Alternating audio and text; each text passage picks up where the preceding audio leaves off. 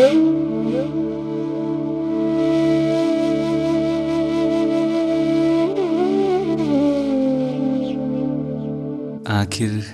किनके हैं शिव? क्या उनके जिनकी साधना के हर सार में उनका जाप है, या उनके जिनके मन में आस्था है? और ये सवाल शायद सभी के अंदर है, और जवाब ढूंढो तो कहीं नहीं। तो यही सवाल का जवाब ढूंढने निकल गए हैं तीन बंजारे अपने शहर से भोलेनाथ की शहर की ओर।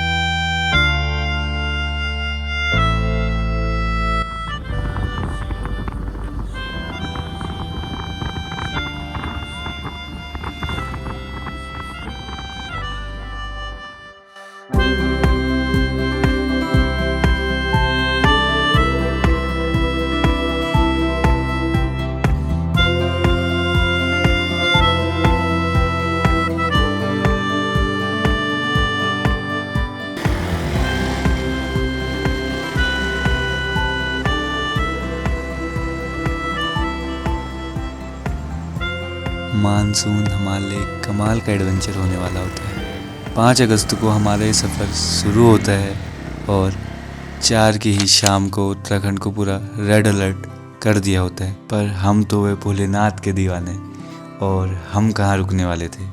हम भी चल दिए और भोलेनाथ से वादा कर चुके थे। और आइए इसी के साथ आज का रोड मैप देख लेते हैं।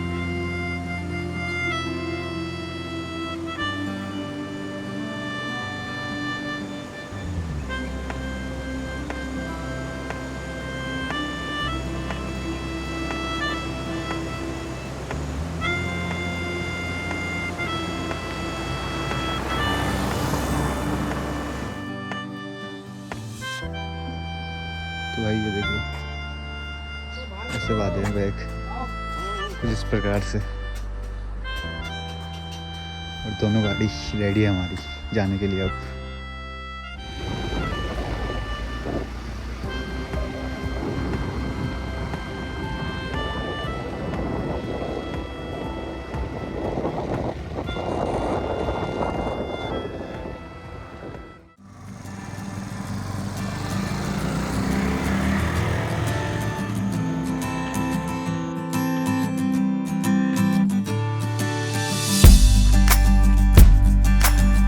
तो आज का हमारा सफ़र रहेगा लगभग 250 किलोमीटर्स का, जिसमें हमें 8 घंटे की ड्राइव करनी है।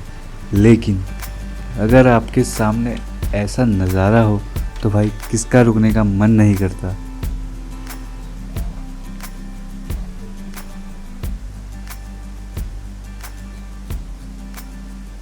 कभी ये पहाड़ बादलों की रज़ाई ओढ़ लेता है, तो कभी सूरज की सुनहरी चादर।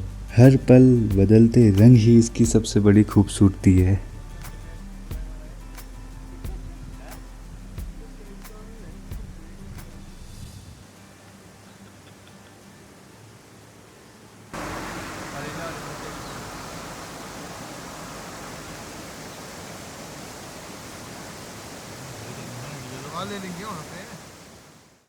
लेकिन हम इस पल को ज़्यादा एंजॉय कर नहीं पाए, क्योंकि शायद हमसे इंद्रदेव आज कुछ नाराज से थे।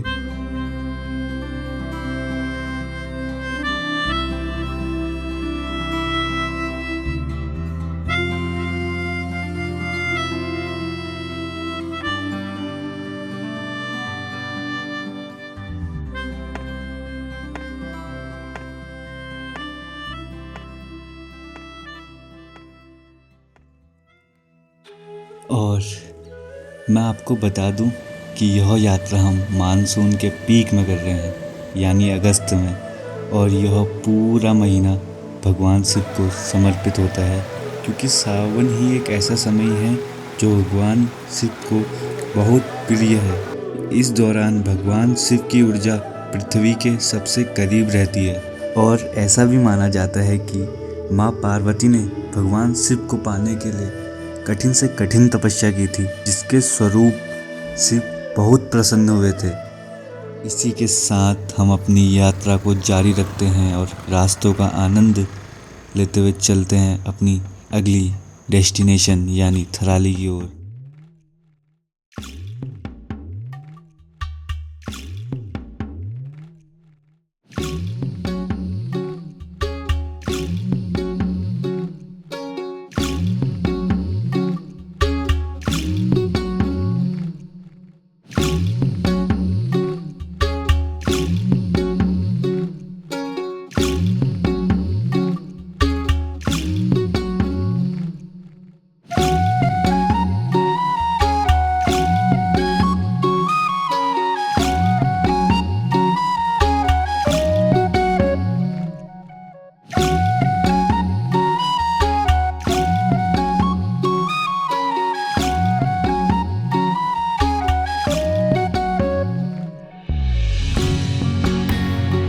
जैसे जैसे सोनप्रयाग की ओर बढ़ रहे थे, वैसे वैसे मौसम भी अपना रंग दिखा रहा था।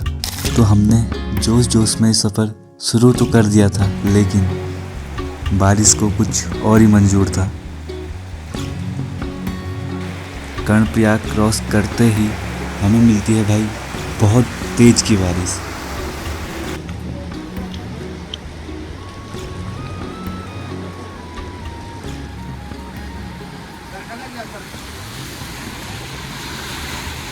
तो भाई बारिश से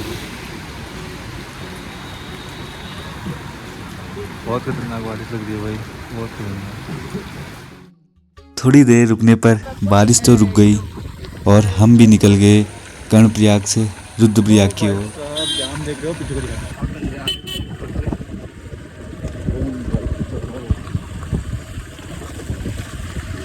लग रही है भाई, टायर में पत्थर पड़ गया, टायर फट जाएगा।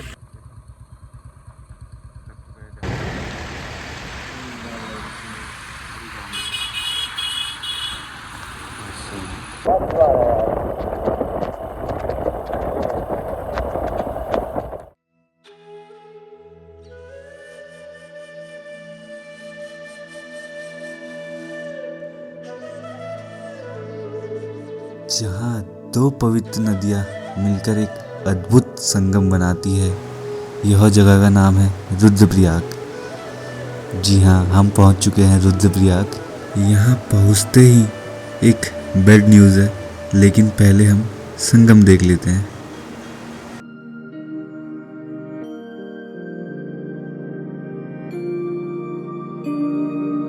गंगा की सहायक नदियाँ अलकनंदा और मंदाकिनी यहाँ आकर आपस में मिलती है। पुराणों के अनुसार नारद जी की तपस्या से भगवान शिव ने प्रसन्न होकर उन्हें संगीत और ज्ञान का वरदान दिया था, तभी इस स्थान का नाम पड़ा रुद्रप्रयाग।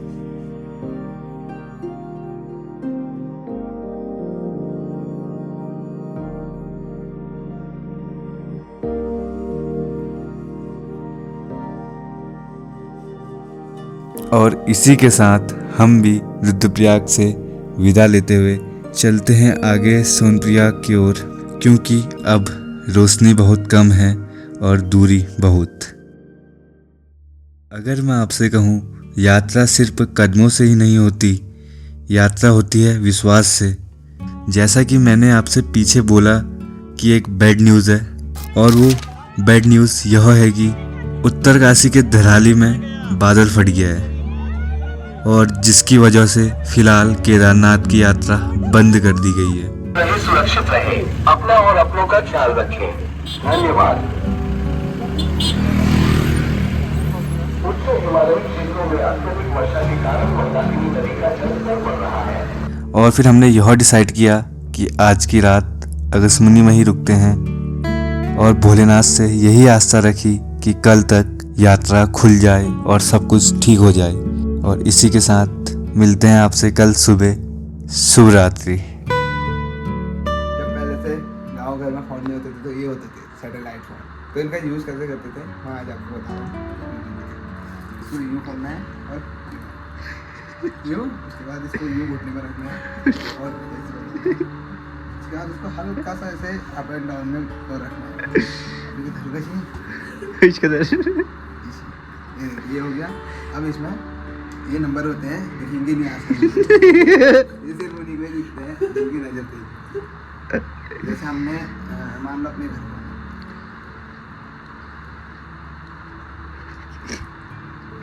नंबर 9 हो गया और यहाँ पे से होता है जो एक क्लिक ये वाला साइड में बना है इसमें क्लिक ये क्लिक।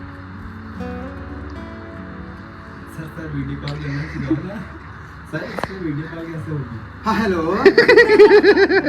हेलो मम्मी हेलो फुड़न बंद कर ली क्या बनना चाहिए आज।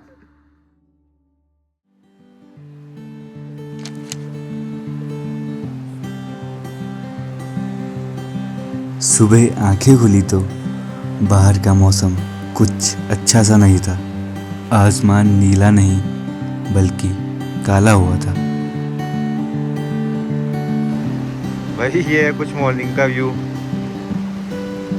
अगस्त्य से।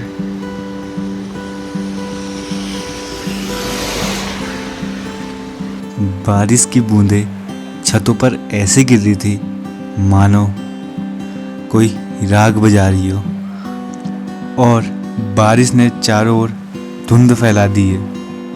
लेकिन यात्रा का अभी तक कोई अपडेट नहीं आया है और मन में अभी यही डर है कि यात्रा खुलेगी या नहीं।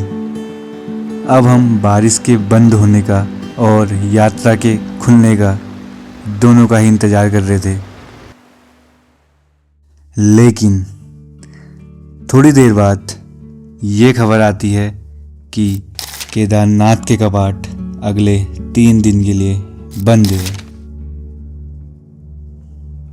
पल भर को ऐसा लगा मानो यात्रा रुक सी गई हो। जिस धाम के लिए मन में इतना उत्साह था वहां का ही मार्ग अचानक शून्य हो गया है। मन तो बहुत भारी है लेकिन यात्रा का सौंदर्य ही यही है। यह हमें बार बार यही सिखाती है कि राहें बदलते हैं लेकिन मंजिल नहीं।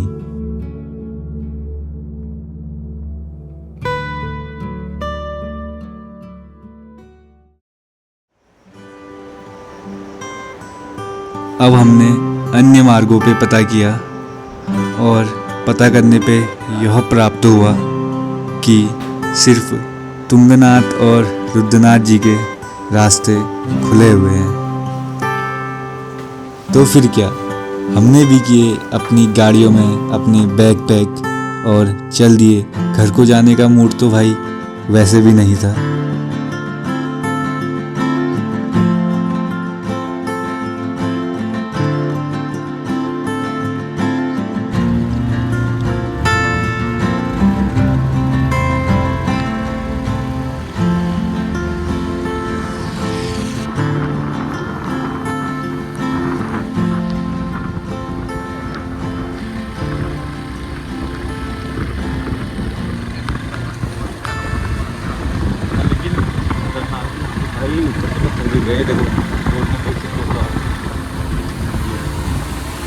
लेकिन अपने को क्या, अपने को किसी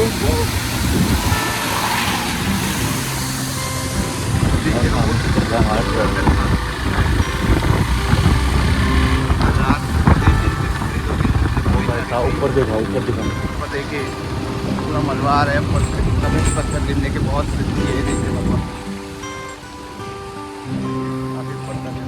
अगस्त्य से कुछ दूर चलते ही हमने ले लिया एक छोटा सा रास्ता। रोड भले ही छोटी है लेकिन व्यूज़ बहुत ज़बरदस्त हैं। देर चलने के बाद कुछ ऐसा सा लोकेशन है, चेक करो भाई। ये देखो।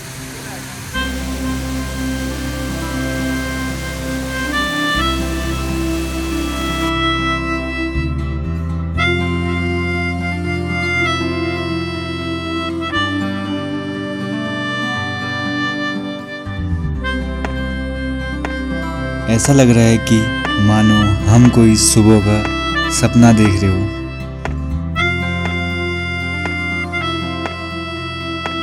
लेकिन यह सपना हम ज़्यादा देर तक देख नहीं पाए। अभी लैंडस्लाइड होता है तो क्या करें, इसको थोड़ा साइड करें। ये तो ऊपर से आई है रोड, शायद लग रहा है वो ऊपर से नीचे नीचे कैसा होता है।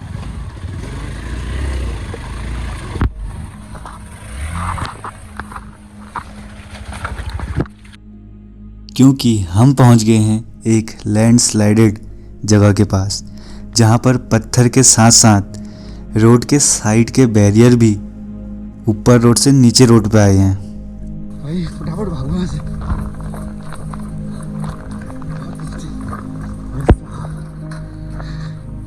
और देखो भाई, भाई साहब। लेकिन उस समय ऐसा लगा कि भाई आज तो गेम ओवर। अगर हम 20 मिनट पहले आते तो शायद आज कहानी कुछ और होती।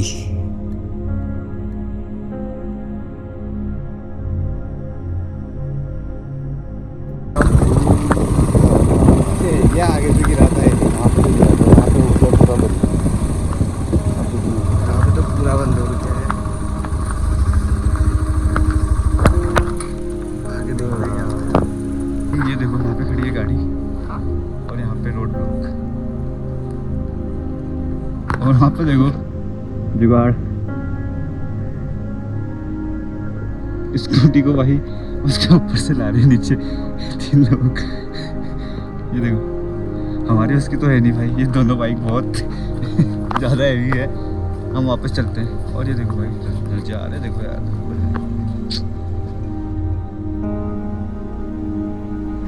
अब इस पल में मन में एक ही शब्द है, ये पहाड़ कभी गले लगाते हैं तो कभी गिर कर उठाते हैं।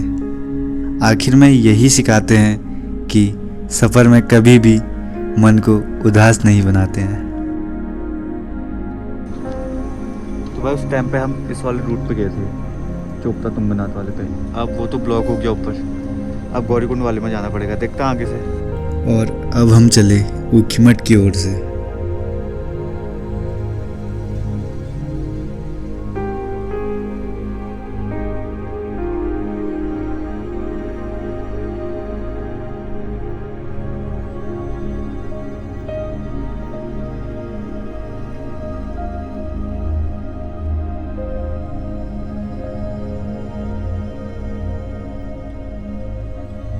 हमने है गुप्तकाशी, बादलों के बीच में ये वाला, और हम जा रहे हैं ऊखीमठ वाली रोड में।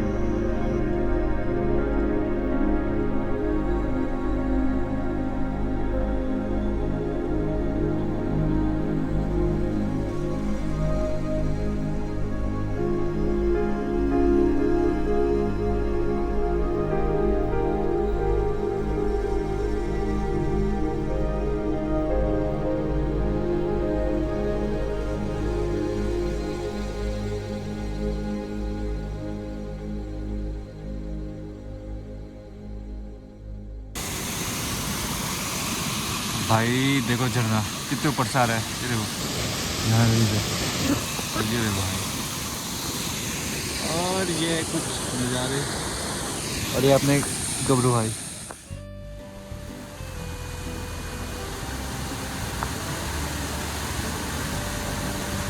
झरनों की आवाज़ और घाटियों में तैरते हुए बादल, मानो सब कुछ हमें भोलेनाथ की ओर बुला रहा हो। जिद्द तो बैठा है वो पंख खोल के बिल्कुल। आज दिन भर जितने भी उतार चढ़ाव देखे, कभी बारिश तो कभी लैंडस्लाइड, लेकिन कहते हैं ना, राह चाहे जितनी भी मुश्किल हो, मंजिल उतनी ही खूबसूरत होती है। ऊखीमठ से कुछ दूरी तय करने पर ही सामने एक ऐसा नज़ारा आया, उसे पल भर देखकर ही सारी थकान उड़ गई।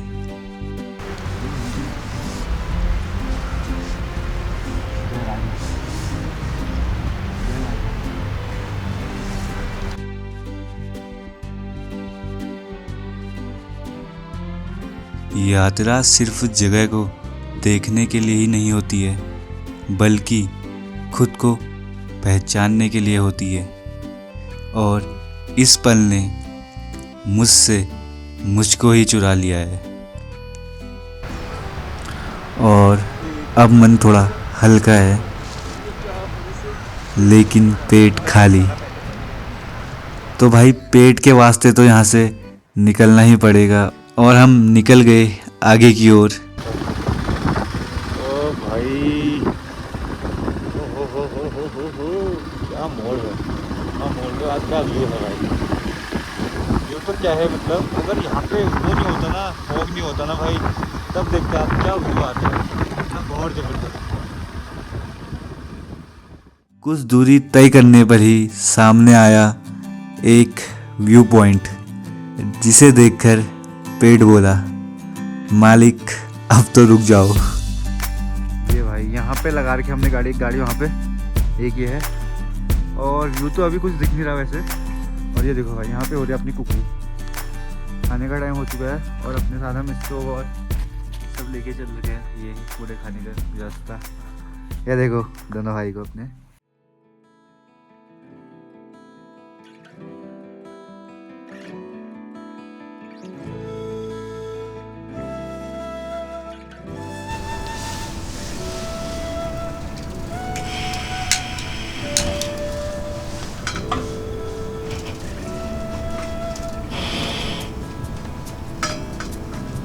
तो भाई देखो, हो गया हमारे फ्राई।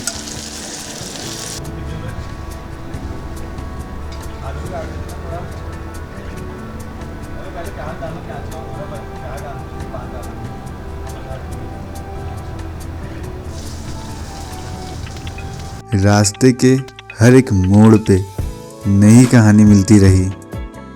कहीं बादलों की ओट में सूरज, तो कहीं पहाड़ को धुंध अपनी गोद में छुपाती रही। और हमारा खाना बनते बनते यहाँ पे धूप भी निकल आई है।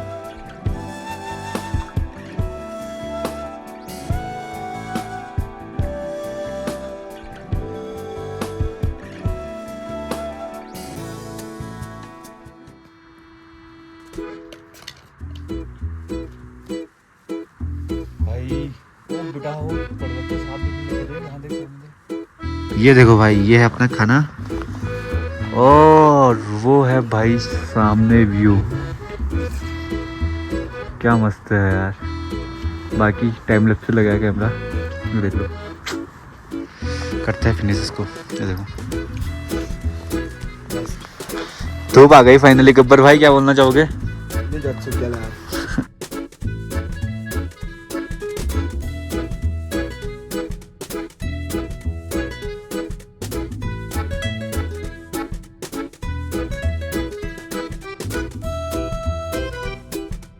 खाना तो हम लोगों ने खा लिया है और अब चले हम सोने। हमारे कैंपर्स हो चुके हैं बीच रोड में, किसी को आगे नहीं जाने दूंगा भाई।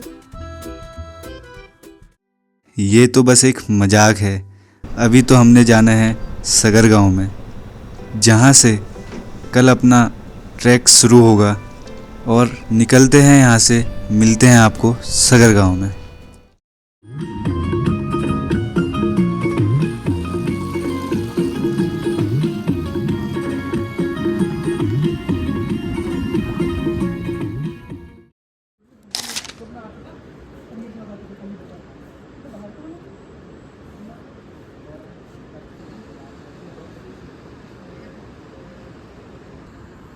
ये है भाई देखो रात का कुछ व्यू सगर गांव से। ये कल वहाँ कहीं से ट्रैक स्टार्ट होगा अपना। और ये अपना होम स्टे, आराम से कपड़े सूख रहे हैं भाई, पूरे गीले हो गए बैग में, ये देखो। और अंदर अपने दोनों भाई तबाही मचा रहे हैं। आज हम पहुँच गए हैं सगर गांव में। और हम यहाँ रुक रहे हैं शिवा भाई के होम स्टे में। अभी तो पूरा आसमान साफ है, लेकिन कल का मौसम क्या रंग दिखाएगा अभी ये देखना बाकी है।